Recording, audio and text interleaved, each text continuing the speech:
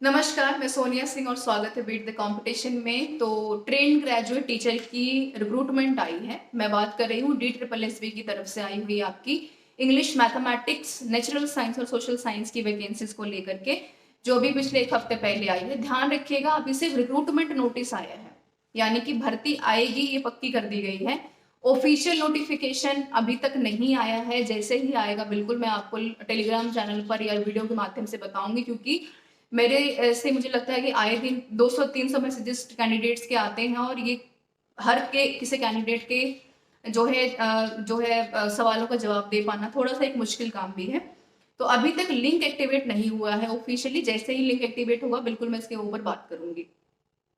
मैं यहाँ पर DSSB से जुड़ी हुई 3 चीजों के बारे में बात करूंगी, जो कि काफी प्रोमिनेंट सवाल आप लोगों ने पूछे हैं। पहला, यहाँ पर मैं बात करूंगी कि भाई सिलेक्शन प्रोसेस क्या है, दूसरा मेरिट कैसे बनेंगे और मिनिमम मेरिट कितनी जा सकती है। देखिए, यहाँ पर जो आपका सिलेक्शन प्रोसेस है, सबसे पहले तो कॉन्ट्रेक्चुअल वैकेंसी है। जैसे 1 साल की होगी आपकी, 1 साल के लिए आपको हायर किया जाएगा। उसके बाद आपको डिपेंड करता है कि फिर यहाँ पर जो डायरेक्टर ऑफ एजुकेशन है, यानी DSSB की तरफ से आपको रखा जाता है कि नहीं रखा जाता है, पूर्ण तरीके से उनका निर्णय होगा। इसमें आपकी कोई भागीदारी नहीं होगी।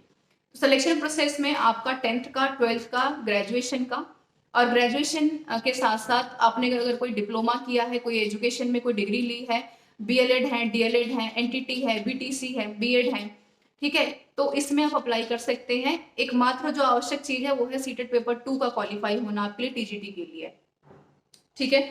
तो ये काफी महत्वपूर्ण रहेगा आपके लिए। अब मेरिट बनेगी कैसे? आपके 10वीं के नंबर, 12वीं के नंबर, और आपने ग्रेजुएशन में जो भी एजुकेशन में डिप्लोमा किया है वो सारे के सारे मार्क्स ऐड किए जाएंगे।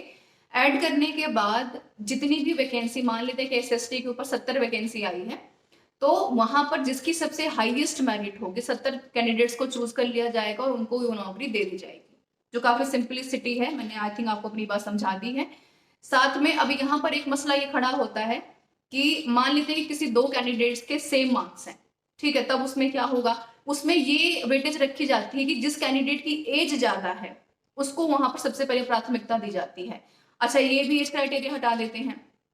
मान लो दोनों कैंडिडेट सेम एज के हैं, तो बिल्कुल जिसकी मेरिट हाई है उसको यहाँ पर प्रायोरिटी दी जाएगी। मेरिट भी मान लेते हैं कि दोनों की सेम चली गई है, तो वहां पर बिल्कुल डिपेंड करता है कि यहाँ पर अल्फाबेट नेम जो है वो किसका पहले आता है, तो वहां पर इस तरीके से सिलेक्शन प्रोसेस को फाइनलाइज किया जाता है, ठीक है। दूसरी मैं यहाँ पर महत्वपूर्ण बात करूंगी मेरिट को लेकर के, जो कि आप लोगों ने पूछा है।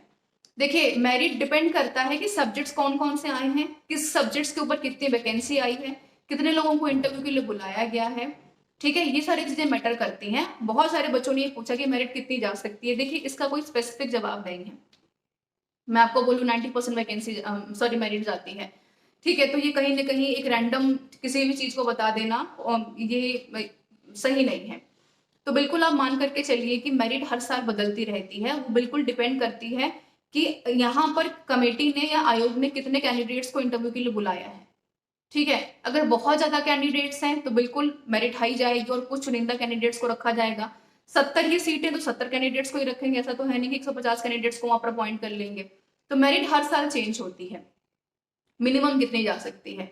देखिए, 60% मेरिट तो आपको चाहिए ही चाहिए क्वालिफाइंग क्राइटेरिया क्रॉस करने के लिए। 70 कैंडिडेट में से 60% तो मार्क्स आपको होने ही चाहिए, यहाँ पर 10वीं, 12वीं, ग्रेजुएशन और डिप्लोमा का मिला करके। साथ में अगर आप मिनिमम क्राइटेरिया में अगर आप 70 to 75 के बीच में अगर वेरी करते हैं, मैं फिर से कह रही हूँ, डिपेंड करता है कि सब्जेक्ट के ऊपर वैकेंसी कितनी आई है।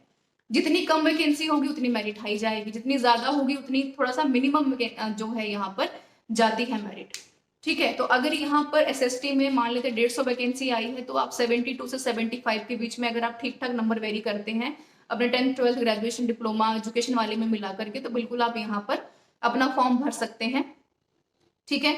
और अगर यहाँ पर 4 से 5 वैकेंसी आई है, 10 से 20 वैकेंसी आई है, तो बिल्कुल आप 80 प्लस मार्क्स की अगर यहाँ पर होप लेकर के चल रहे हैं तभी सिलेक्शन यहाँ पर संभव है, ठीक है। तो ये मैंने आपको बता दिया। मैं फिर से कह रही हूँ कि हर साल यहाँ पर जो मेरिट क्राइटेरिया वो चेंज होता रहता है।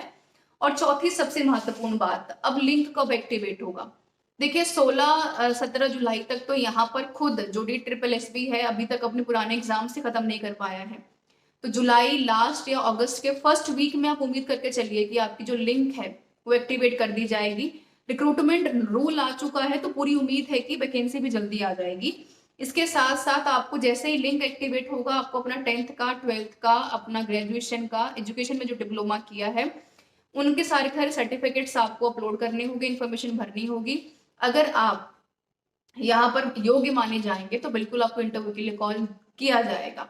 तो ये था DSSB का सिलेक्शन प्रोसेस, जिसमें मैंने 3 चीजें डिस्कस की: सिलेक्शन प्रोसेस, मेरिट और मेरिट कितनी जा सकते हैं और कैसे आपको फॉर्म भरना है। जैसे लिंक एक्टिवेट होता है मैं बिल्कुल इसके बारे में आपको information by video, by audio, जो भी मेरे लिए पॉसिबल हो पाएगा ऑन द स्पॉट, मैं बिल्कुल आपको बताऊंगी। मेरे साथ बने रहने के लिए आपका बहुत बहुत धन्यवाद। बाकी प्रिपरेशंस के लिए बने रहिए हमारे चैनल बीट द कॉम्पिटिशन के साथ। कोई सवाल है, कोई कॉमेंट है तो जरूर पूछिएगा। वीडियो को लाइक करना, शेयर करना बिल्कुल मत भूलिएगा। कोई और अदर इन्फॉर्मेशन अगर आपको चाहिए तो जरूर बताइए कमेंट करके। मैं पूरी कोशिश करूंगी कि मैं आपके हर एक डाउट को यहाँ पर सॉल्व कर पाऊँ।